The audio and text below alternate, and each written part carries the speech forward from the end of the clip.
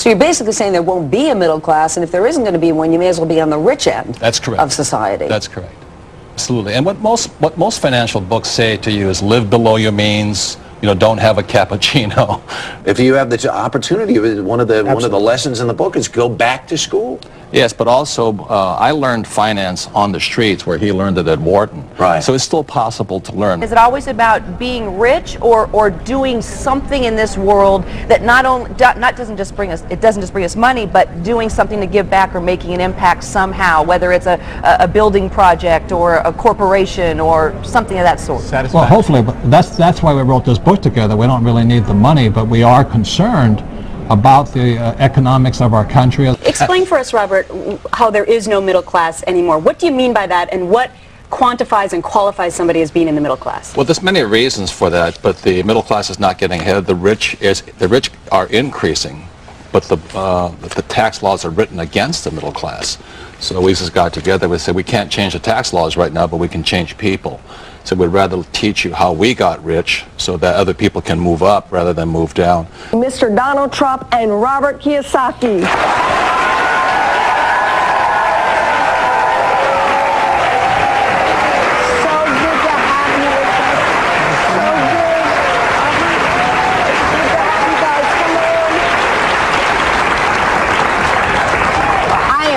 That you're with me. So somebody just starting out, this whole craze about using your own realtor, going to Staples and finding these kits online and somehow saving yourself some money, you could lose money in the end? Well, you could, but if you did that, I would still recommend you get a real estate attorney to check over the transaction. You could probably save a few dollars that way. But it is a legal transaction, and you got to be very careful, because if it's your primary residence, you don't want to be evicted in the middle of the night. We're back. Donald Trump and Robert Kiyosaki. Define rich.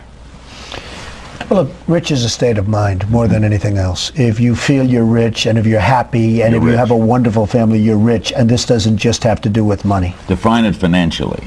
Forbes defines it as $1 million a year in passive income, whether you work or not. That's a specific definition of it. Sometimes it's daunting to say, I have a credit card with fill in the blank, $10,000 on it, and it has a 30% rate. So that's got to be the first one I tackle. When I have one with $800 on it at a 5% rate, maybe I just pay that first so I can feel that sense of achievement and progress. I agree with David. You know, interest rates are important, but the way my wife and I did it was we had like 15 line items we had to go through. We took the first one we could pay off the fastest. We hung it on our refrigerator, and when we paid that thing off, we drew a line through it. And we kept drawing lines through it. So I didn't go after the interest rate, which is good to do. I went after which one can I attack first, and I do mean attack. Robert, where is all of this going? It seems that it is high political season to sort of target the rich, make them look bad. You're saying that we should be pursuing becoming rich ourselves and not bashing those who already are. Do I have that right? That's my example. If you think the government's here to help you, I think you're badly mistaken. And I think there's no difference between a Democrat or a Republican. They both come from the same bolt of cloth. You look at John Kerry and George Bush. They went to the same school, belonged to the same societies. And they, as you and I know, it's the political action committees that determine which way the votes go. So I really feel for the poor and the middle class simply because they have no representation in Congress.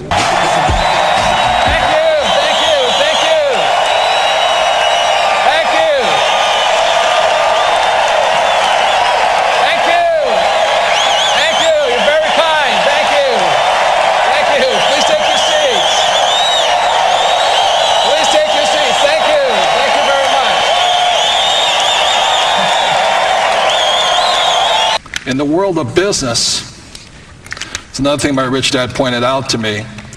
In the world of business, there are 4 types of people, and E stands for employee, S stands for small business or specialist, B stands for big business like Bill Gates, and I stands for investor. Our school systems do a pretty good job of educating us for here. So my poor dad always said to me, son, you go to school so you can get a job. So that's an employee's mentality.